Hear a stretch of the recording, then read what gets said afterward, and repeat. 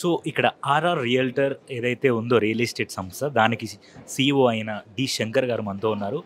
ఇక్కడ real estate premier associate half year లిమిట్కి sir వచ్చారు.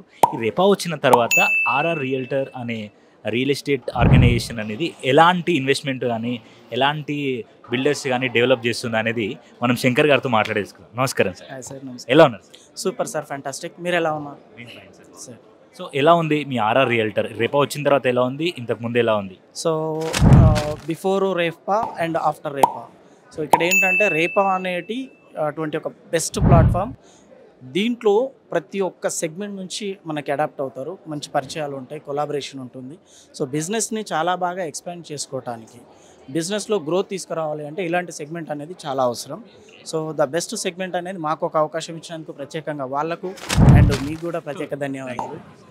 అది సార్. ఇప్పుడు మీ ఆర్ఆర్ రియల్టర్ అనేది ఎలాంటి రియల్ ఎస్టేట్ని ప్రొవైడ్ చేస్తుంది?